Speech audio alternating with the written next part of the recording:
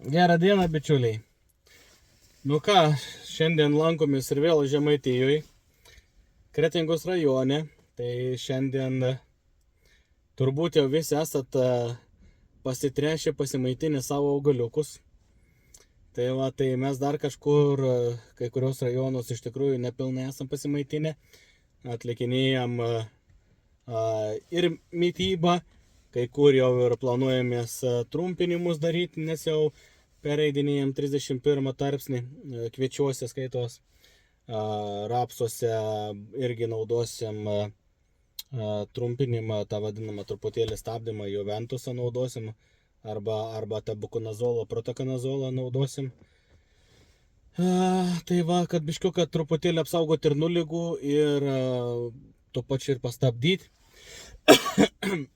Tai va, iš šitos darbus dabar darom. Tai kai kur rapsuose iš rudens nespėjai, sakykime, suveikti gal chemiją, kai kur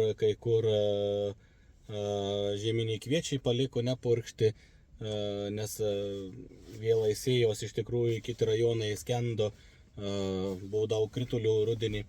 Tai va, tai planuojamės ir herbicidinius purškimus, ir fungicidinius. Situacijų ir įvairiausių kiekvienam rajone ir kiekvienam ūkyje skirtinga. Taip, kad darbo netrūksta ir tų sprendimų reikia priimti, ką daryti, kaip daryti. Tai turbūt, kad visi šiai dienai esat užsiėmę darbais, nes šis pavasaris toks labai iš tikrųjų ir įdomus. Vakar buvo kelintą dieną, šiandien yra 10, tai vakar 9 dieną buvo Kretingoje 25,5 laipsnių šilumos. Tai šiandien buvau nuvažiavęs iki Endrijavo pasižiūrėti rapsų. Tai rapsai truputėlį ir suglebė, nes gavo šilumos smūgį turbūt vien dėl to, kad didelė temperatūra labai greitai sukėlė chlorofilus, suaktyvino vadinamą fotosintezį, greitai pradėjo tirpdyti elementus, pradėjo maitintis, tai sustresavo paprasčiausiai. Ir viskas, ir šiai dienai ir vėl turim 10 laipsnių šilumos, atvėsų truputėlį, leis ir vėl pasidaryti herbicidinius purškimus, kai kur, sakykime, augimų reguliatorių pasinaudoti leis. Tai manau, kad pats tas, kad dabar sustoja, nes jeigu būtų buvę čia dar keletą, 4 kokias dienas, 5 dienas tokia temperatūra, 20 laipsnių, 20 su viršum laipsnių, tai realiai mes su rapsu nebūtumėm spėję susitvarkyti, paprasčiausiai jis būtų greitai šovęs į viršų ir nebūtumėm jo susireguliavę paprasčiausiai. Tai va, tai nes dabar kaip tik rapsas turi formuoti būtent savo derlingumą, o nekelt butonus ir realiai prarasti derlingumą. Tai va, tai į tokių niuansų iš tikrųjų. Tai va, tai šiandien iš tikrųjų turiu įdomią temą tokį. Pasirašėm sutartį su nepriklausomų tyrimų laboratorijai Prancūzijoje. Mes su jais jau dirbam, jeigu nepameluosiu, turbūt nuo 2016, man atrodo, metų. Turbūt, kad nuo 2016 metų dirbam su jais.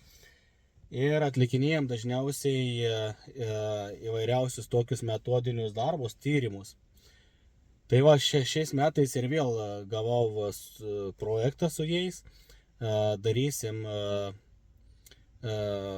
bandymus, nes pasiėmiau tokį lauką, turbūt prieš porą metų, kuriam realiai nuo pat, sako, kiek kas žmonės čia turėjo šitos laukus, tai sakė, kad nuo pat senų senovės šitie laukai buvo pats nederlingiausi, nes čia yra 28 bonitetai, tai niekas nenori augti iš tikrųjų ir visa kita, bet aš turbūt išvelgiu kitą problemą, nes aš atsimenu prieš kokius gal 6 metus, tai 5 metus turėjo šitą lauką vienas ūkininkas, tai ardau labai giliai, ten, sakykime, išversdavo netgi smėlį po apačią, tai čia yra šitam dirvožemiui, sakykime, kokį 15 cm derlingo sluoksnių, o paskui po apačią ir vien tik tais toks kaip smėlis.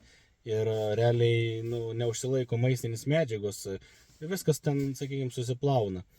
Tai va, tai dabar aš tą lauką, gal aš prieš 3 metus jį paėmiau, tik tais 2 metus dabar dar sėjau į šitą lauką. Tai čia yra toks įdomus tas lauks, kad vienoj pusėje kelio yra 3 hektarai ir kitoj pusėje kelio 3 hektarai. Tai darysiu taip. Vienoj pusėje darysiu metodinius bandymus, naudosiu tokius produktus kaip Plocher humusinga dirva ir jau tęsiu ne pirmus metus bandymus su kaulamilčiais. Tai naudosiu kaulamilčius čia. Dar palei planą, ką mes esam pasidarę, dabar paimsim dirvožemio tyrimus čia. 4 tyrimus per metus darysiu iš šitų lauko, kad nustatyti maistinių medžiagų santykius. Šiandien yra maistinių medžiagų santykis paėmėm praeitais metais tą dirvožemio, sakykime, sudėtį pažiūrėjau ir pasakė maždaug kokie ir santykiai, bet kaip ir minėjau, 4 mėginius imsim per sezoną, per vieną vegetatyvinį laikotarpį ir tada artėsim prie maistinių medžiagų santykių balanso. Šiandien maistinių medžiagų santykis man rodo, kad aš turiu šiais metais augs vasariniai rapsai čia. Turi įsinešti 50 kg veiklios azoto, apie 59 kilogramus fosforo turi įsinešti ir panašiai kalių tiek pat apie 60 kg. Tai įsinešinėsiu va tokius kiekius kalio, fosforo ir azoto, plus eis siera, magnis irgi, nes palei būtent jų tą nustatytą lentelę, tai ką laboratorija rodo, ištirpusius elementus, tai tokie kiekiai reikalingi. Plus aš tą visą azotą, fosforą ir kalį pasiimsiu iš tų kaulamilčių. Nes užsakiau štais įmonė, pagamino man kaulamilčius ir aš būtent su jais ir varijuosiu. Jeigu matysiu, kad trūkumas yra, būtent nepapildau iš kaulamilčių šito kiekio, kiek man reikia, tai tada naudosiu mineralinis trąšas, bet stengsiuosi jų nenaudoti. Tai va, tai tokia ir situacija. Tai ką, gal einam truputėlį į lauką, parodysiu, kaip atrodo tas laukelis ir pasikasinėsim. Šiandien tokia vijota diena, iš tikrųjų vakar, kaip ir buvo karšta diena, tai supjūro orelis, bet ką padarysi, toks gyvenimas. Tai va, tai pažiūrim, ką mes čia turim. Tai va, čia kviečių ražiena, čia praeitais metais augo žieminiai kviečiai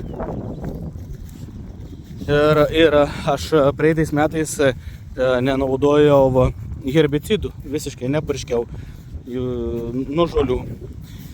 Tai šiais metais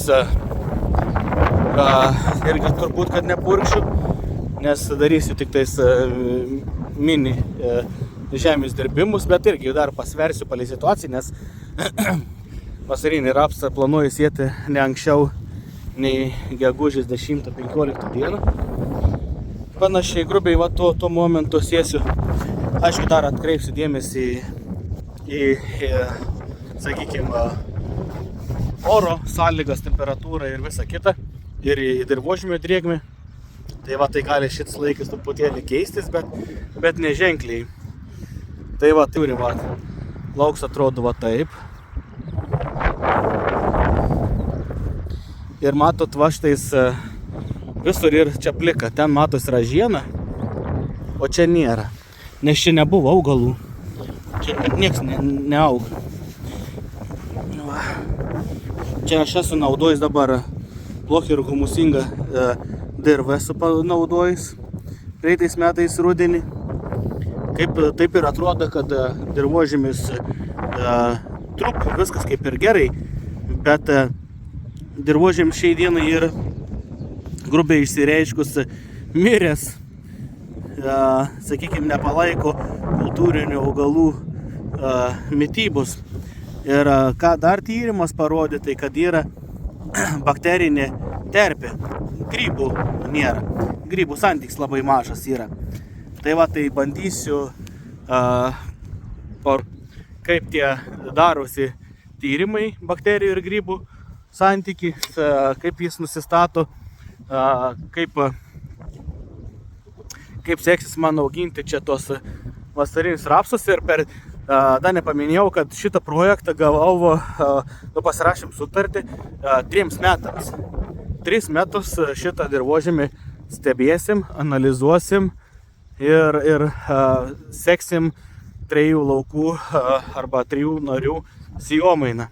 Aišku, šitą sėjomainą bus tik tais, kaip pavyzdinė, bet, sakykime, aš kitos išeities neturiu, nes darysiu tik tais buvo būtent 3 metus, nes man palei laukų blokus, kai ateis sėjomaina, tada jau ir žiūrėsiu, kas čia gausis. Tai va.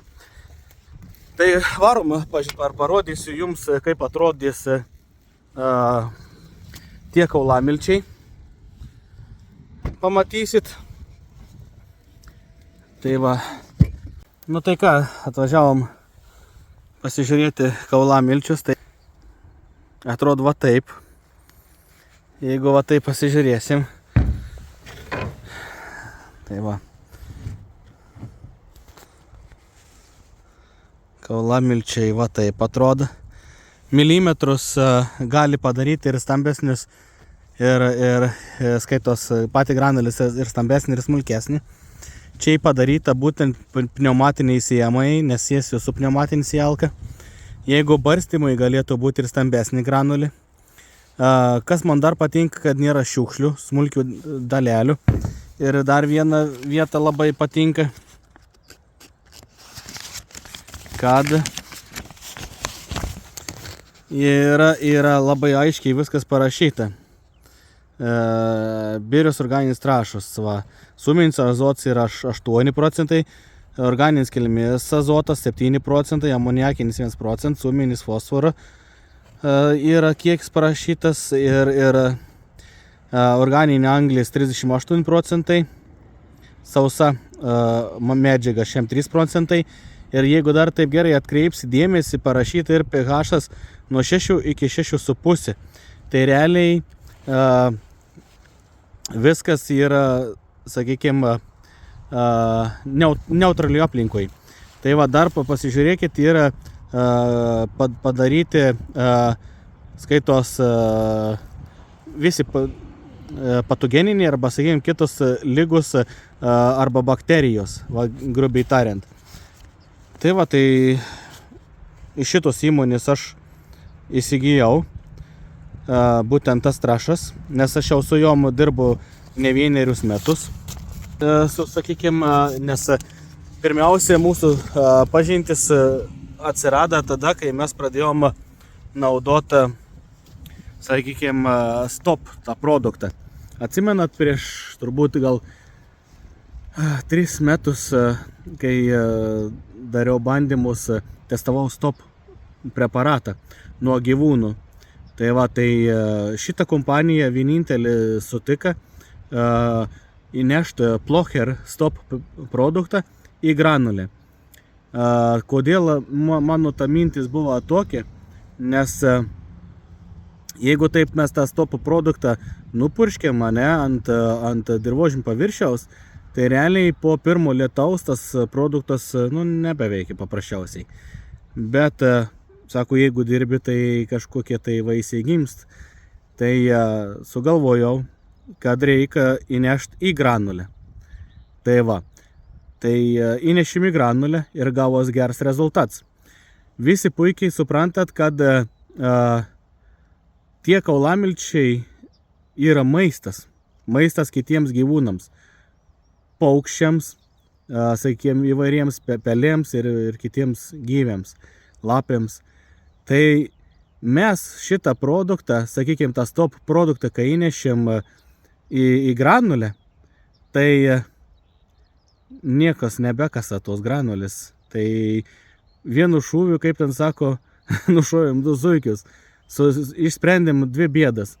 Kaip pagerinti granulės, nu būtent tą, sakykime, kad tos granulės nelestų, nekastų ir visokių kitokių dalykų nedarytų. Ir kaip atbaidyti žvėrės, būtent neiti ten į kokius pupų laukus, tenai, sakykime, į žirnių laukus, nes pagrindė yra problemos su gyvūnais, kurie į kukurūzus iškasa paukščiai, nu, sakykime, sunaikina kukurūzų pasėlius. Tai va, tai aš testuoju būtent tas granulės ir stopų produktą ir manau, kad artėju prie tiesos ir žiūriu, kad rezultatai visai ir neblogi. Tai žodžiu, manau, kad pasiseks, sakykime, pabaigti tuos visus bandymus padaryti iki pat galą. Tai va, tai manau, kad šiandien tiek. Laukiam pirmųjų darbų bandyminiuose plotuose. Parodysiu, kaip ten seksis man pasisėt, nes ten, kaip ir minėjau, vasarinis rapsas bus. Tai dabar dar galvoju nuvažiuoti ant tą dervą susiskust. Ir matysiu. Tai va, tai ką, šiandien tiek, bičiuliai. Ačiū, kad laikinat, prenumeruojat. Man tai yra didžiausias įvertinimas. Tai iki susitikimų.